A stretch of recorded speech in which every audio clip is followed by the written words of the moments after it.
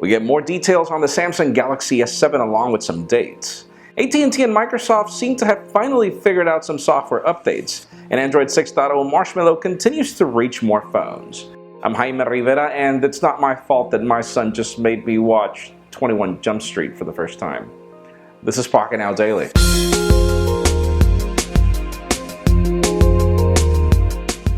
The official news today begin with Microsoft and AT&T. Believe it or not, finally, another OEM that's not Apple is going to be able to update your phone without the need of carrier intervention. The whole Windows as a Service updates are going to be pushed to your phone from Microsoft, and AT&T will have nothing to do with it. And I just hate the fact that AT&T makes it explicit that these are non-certified by AT&T updates, which is just horrible since that means your iPhones have non-certified by AT&T updates as well. But yeah, anyways, that's apparently going to start with AT&T, and more carriers should follow as soon as they pick up more Lumias. By the way, we're talking about the Lumia 950 for now.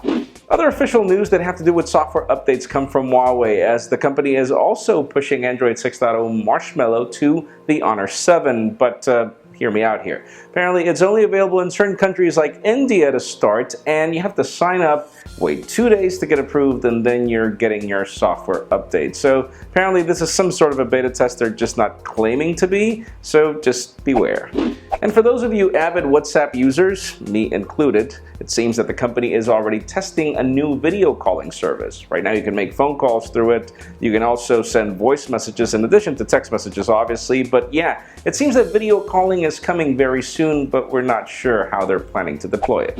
And believe it or not, even though most of the news have drifted to the Galaxy S7, we hear that there is a Galaxy S6 Mini in the works, which we assume will eventually just be dubbed the Galaxy S7 Mini, and they're just diverting the leaks. But anyways, apparently we're getting a Snapdragon 808 processor here in addition to 2 gigs of RAM, 16 gigs of non-expandable storage, and apparently a 720p display as per every Galaxy S Mini in the past. It's not really a bad phone, the only problem is its timing. Let's see if it ever happens. And finally, the very hot news today have again to do with the Galaxy S7 because things continue to shift. Hear this, apparently the Galaxy S7, even though will look identical to the Galaxy S6, will be a tad larger. It seems that it'll be a 5.2-inch display instead of a 5.1-inch display, and then we will also have the Plus variant launching alongside of it. Apparently this phone will have curves, but it seems that it won't be an Edge variant, meaning that the curves will be at the back like the Galaxy Note 5, which is rather interesting. This will be a 5.5-inch display on this larger unit.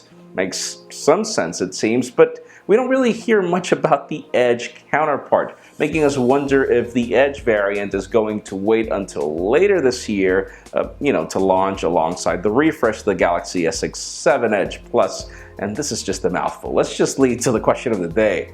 If you had to pick, which one would you want, the smaller or the larger Galaxy S6, if you only had these two variants to choose from? In my case, I would wait for the Edge variant later this year, but leave us a comment down below. We'd love to know your opinion. Friends, as always, you know the drill. If you want to get the news earlier before this video was filmed, make sure you follow us on Pocketnow.com and subscribe to our YouTube channel as well. You can follow me on Twitter, Jaime_Rivera, or on Instagram at Jaime Rivera. Please give this video a thumbs up if you like what you saw. I am Jaime Rivera. Thank you very much for watching. We'll see you tomorrow.